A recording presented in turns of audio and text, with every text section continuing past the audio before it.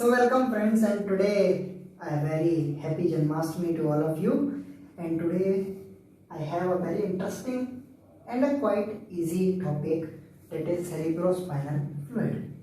Now before starting the lecture, I would like to mention that in this lecture we will discuss the formation, the flow and some of the clinical aspects of the cerebrospinal fluid.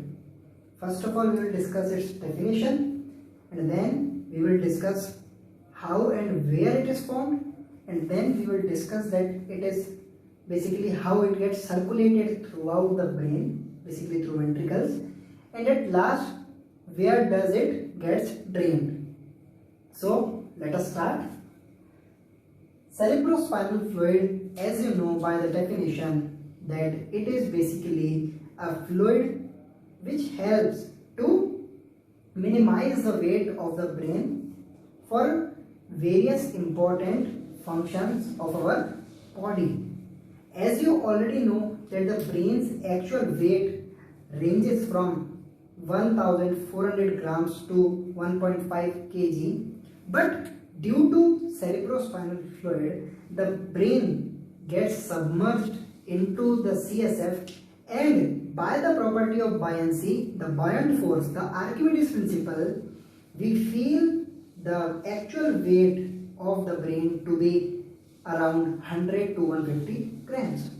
So this aids in the various function of our body. So the CSF is very important.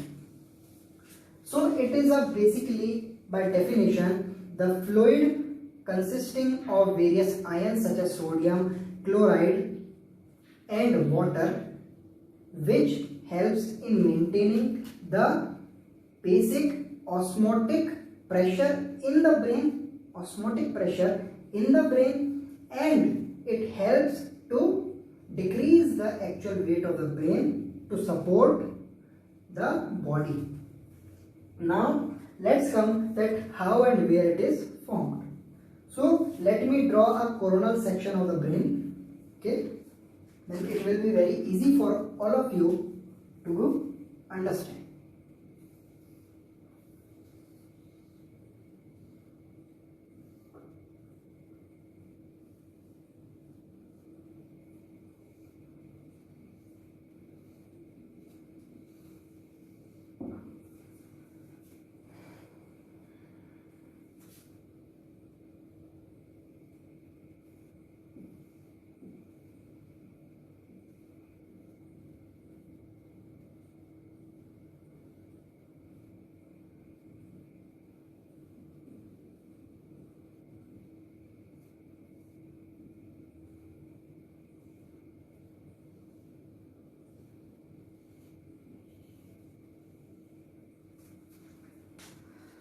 Okay, now let me also draw.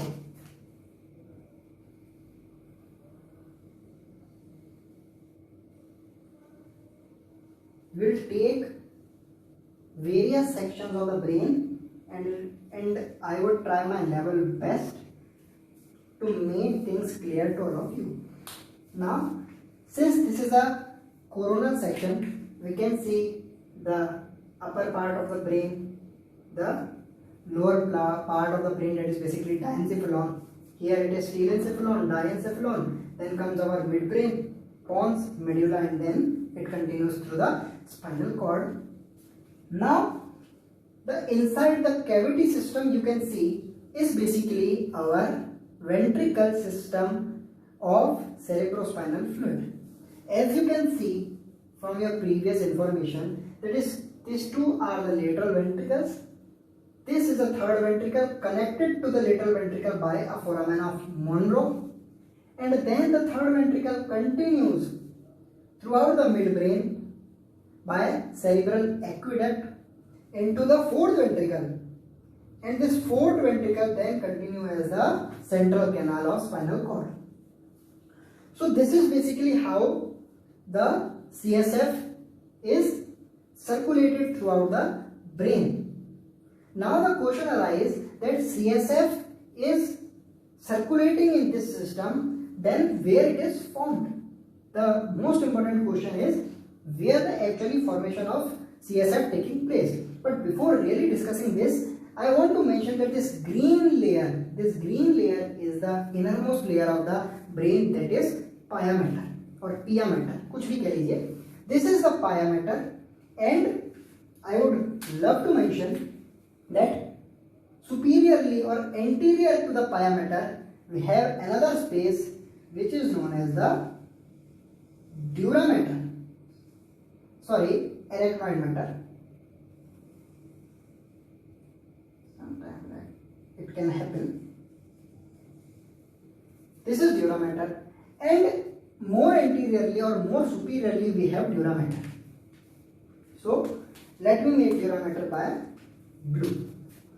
I would only make that part of dura mater which is relevant to understand this topic.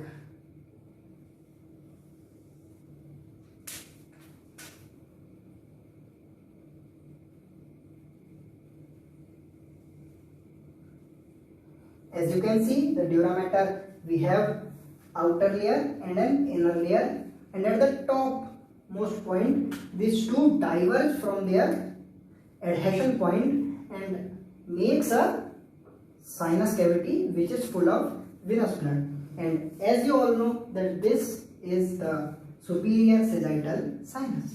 So we have the superior sagittal sinus with us. We have this space below the dura mater. So this space is the subdural space.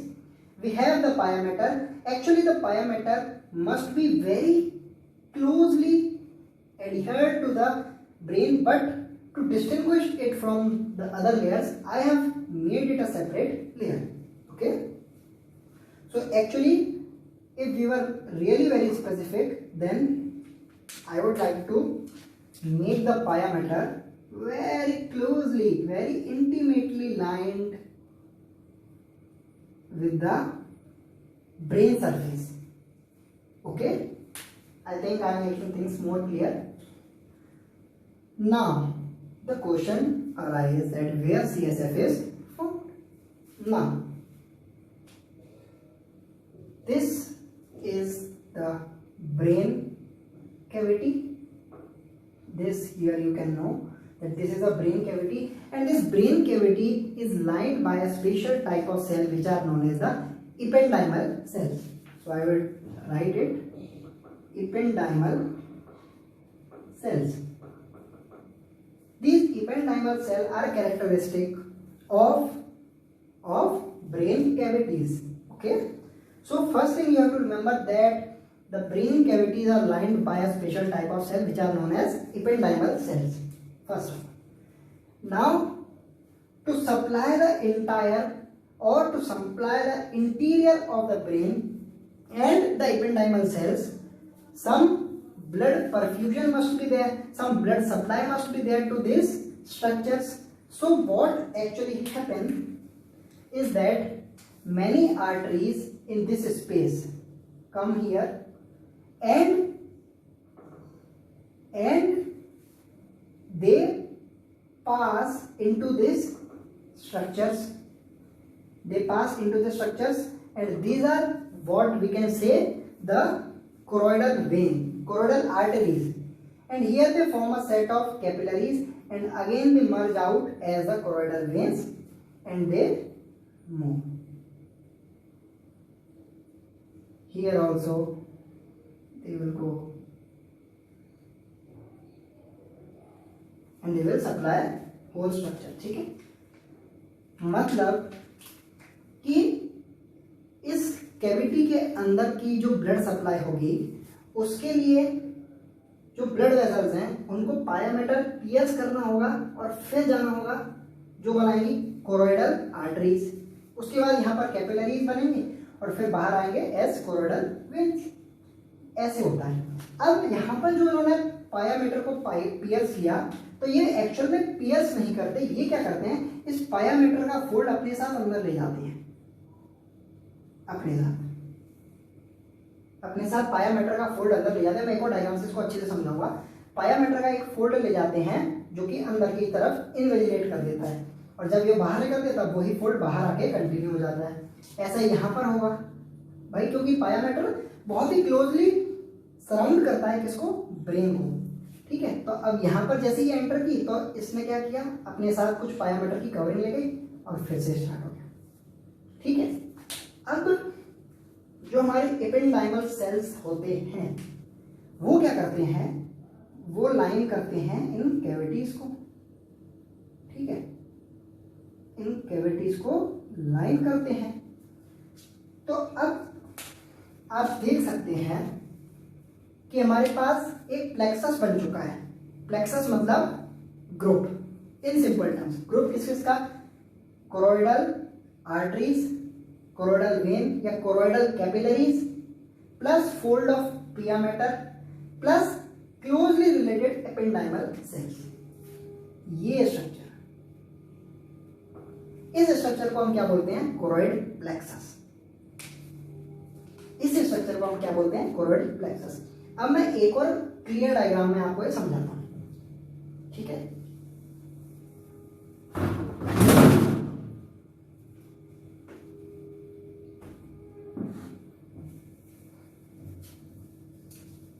जुगाड़ करनी पड़ती है।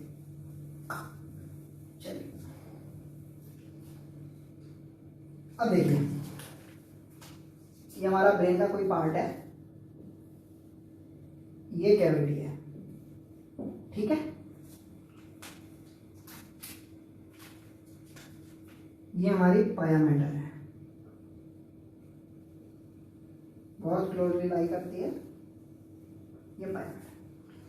कुछ capillaries आएंगी, कुछ blood vessels आएंगी, कुछ artery आएंगी जो कि किसको सप्लाई करेंगी, इनसाइड ऑफ द ब्रेन। ठीक है, ये आई। अब जब ये आई तो अपने साथ पाया मैटर का कुछ फोल्ड अंदर लेके चली गई। ठीक है, ये आई, यहां से फिर वापस से बाहर चली गई, तो ये पाया मैटर का फोल्ड इनके साथ बाहर चला गया। बहुत सिंपल कॉन्सेप्ट है। ये ऐसे आया, ये ऐसे करके इसके साथ कंटिन्यू हो गया। यहां पर कौन लाइन कर रहे थे, हमारे एपेंडाइमल सेल्स। ये भी डिस्प्लेस हो गए। तो इस स्ट्रक्चर को ependymal cells plus pia mater fold plus choroid capillaries together make a plexus known as the choroid plexus. इसका एक और ओरिएंटेशन मैं अभी बताऊंगा जब हम एक बार थर्ड वेंट्रिकल को भी डिस्कस करेंगे। ठीक है, चलिए आई होप कि ये क्लियर है। तो इस स्ट्रक्चर में क्या बनता है हमारा, सीएसएफ। अब ये बन कैसे रहा है, तो देखिए कोई भी फ्लूइड होगा, कोई भी किसी भी चीज का जो फ्लूइड होगा उसका मेन कंपोनेंट क्या होगा, कुछ आयंस और वाटर। तो क्या होता है, ये यहाँ पर जो एपेंडाइमल सेल है इनके पास क्या होते हैं, सोडियम ट्रांसपोर्टर, जो एक्टिवली ब्लड से क्या ट्रांसपोर्ट कर लेते हैं, सोडियम। इलेक्ट्रिकल न्यूट्रलिटी बनाने के लिए क्या ट्रांसपोर्ट हो जाता है, क्लोराइड। क्या बन जाता है, सोडियम क्लोराइड। और सोडियम क्लोराइड जाएंगे पीछे, तो उनके पीछे कौन जाएगा, वाटर। तो पीछे वाटर आ गया। एक बात ध्यान रखनी है कि जो नॉर्मल ग्लूकोज की कंसंट्रेशन होती है वो सीएसएफ में कम होती है, लेकिन जब डायबिटीज मेलाइटस होता है, जब हाइपरग्लाइसीमिया होता है, तब इसके अंदर यानी सीएसएफ के अंदर ग्लूकोज की कंसंट्रेशन भी बढ़ी हुई मिल सकती है।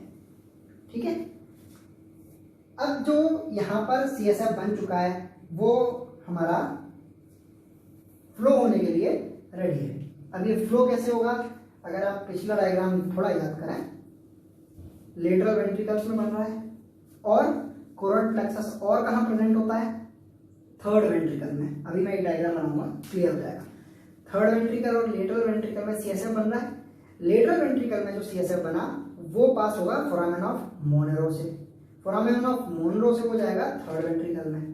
ठीक है, अब थर्ड वेंट्रिकल का जो सीएसएफ है प्लस जो लेटरल वेंट्रिकल से सीएसएफ आया है वो by passing through cerebral aqueduct it will pass into the fourth ventricle and from the fourth ventricle it will pass into the central canal.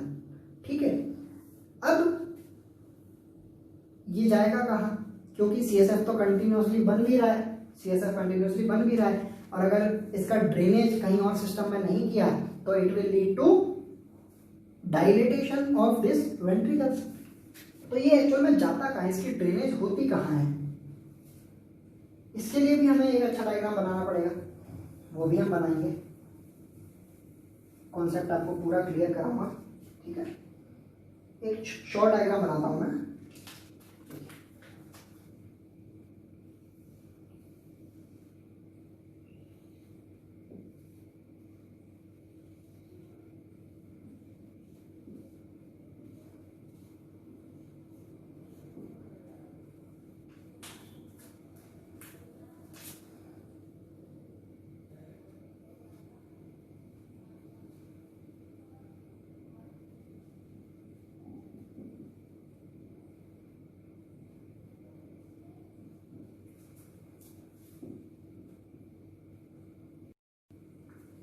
अब देखिए,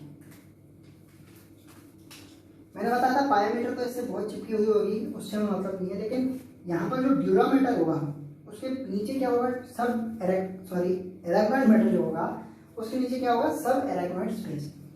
तो जो हमारा फोर्थ वेंट्रिकल है उसमें लेटरली प्रेजेंट होते हैं दो फोरामेन, जिनको हम बोलते हैं फोरामेन ऑफ लश्का, ठीक है। और मीडियल साइड में क्या प्रेजेंट होता है, इसको अगर हम कहें तो पोस्टीरियो मीडियली, पोस्टीरियो ये पीछे की साइड होता है, पोस्टीरियो मीडियली हम कौन सा फोरामेन प्रेजेंट है, फोरामेन ऑफ मोनेरो। तो फोरामेन ऑफ मोनेरो और फोरामेन ऑफ लश्का के थ्रू ये कहाँ चला जाता है, सीएसएफ। कुछ सीएसएफ कहाँ चला गया, कुछ सीएसएफ कहाँ चला गया बताइए, सब एराक्नॉइड स्पेस में, ठीक है। सब एराक्नॉइड स्पेस से ट्रेवल करते हुए ये कहाँ जाएगा। अब देखिए, मैंने आपको बताया था कि यहाँ पर ड्यूरामीटर होता है ना, उसकी मेनिंजियल लेयर होती है और होता है ना, ठीक है। ये हमारा सुपीरियर सैजिटल साइनस होता है। तो क्या होता है ना, जो ड्यूरामीटर होता है हमारा, अगर हम ड्यूरामीटर की भी ऐसे फोल्डिंग देखें तो ड्यूरामीटर से कुछ प्रोसेसेस कहाँ कनेक्ट हो जाते हैं, सुपीरियर सैजिटल साइनस में, ठीक है।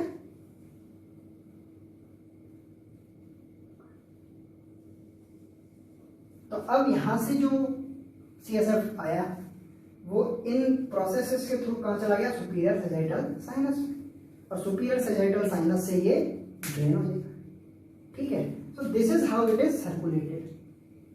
अब हम बात करें किसकी, अच्छा एक चीज और मैं बता दूं आपको कि सपोज थर्ड वेंट्रिकल से नीचे कहीं ब्लॉक आ गया तो इसको आप एमआरआई में, सीटी स्कैन में कैसे देख पाएंगे। अब चूंकि यहां पर ब्लॉक हो चुका है तो यानी थर्ड वेंट्रिकल से नीचे सीएसएफ ड्रेन नहीं हो पा रहा, तो यानी CSF will tend to accumulate in third ventricle, तो हमें डायलेटेशन ऑफ थर्ड वेंट्रिकल दिखेगा। So this is an important clinical aspect, ठीक है। अब हम किसकी बात कर रहे हैं, हम एक बार थर्ड वेंट्रिकल को देख लेते हैं थोड़ा सा, ठीक है। I will not go into detail, but to make things more clear we have to take a outlook of third ventricle. देखिए बेसिकली हम क्या बनाएंगे,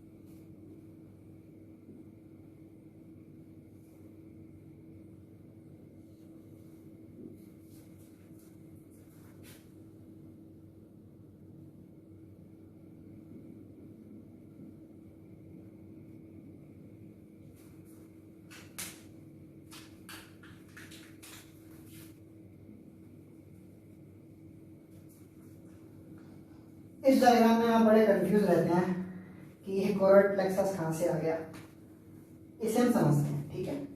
पहले तो ये कैसा व्यू है, सैजिटल व्यू है। तो जब आप ब्रेन को देखेंगे आप ऐसे समझिए, ये हमारा ब्रेन है, इसको मैंने आधा आधा सेपरेटर में काट दिया। तो देखिए ब्रेन पे सबसे पहली परत कौन सी है? पायामेटर की। जब हमने ये हटाया तो जो पायामेटर की फोल्डिंग है वो किस पे चली जाएगी? इन पे चली जाएगी, समझिए ना। पायामेटर की फोल्डिंग कहाँ चली गई? पायामेटर की फोल्डिंग इनके जस्ट ऊपर लाई कर रही, सबको कवर करेगी क्योंकि सारे ब्रेन स्ट्रक्चर्स हैं, ठीक है, सबको कवर कर रखा है पायामेटर ने। अब हमारी जो कॉरिडल आर्टरी है वो जब इन स्ट्रक्चर्स के अंदर जाएगी तो वो किसको पियर्स करती हुई जाएगी? पायामेटर को। तो यानी ये जो हमने डायग्राम देखा है ये लेटरल व्यू देख रहे हैं हम, ऐसे देख रहे हैं ब्रेन को, ऐसे ब्रेन को देख रहे हैं, ठीक है। तो जब क्या नाम है इस आर्टरी का?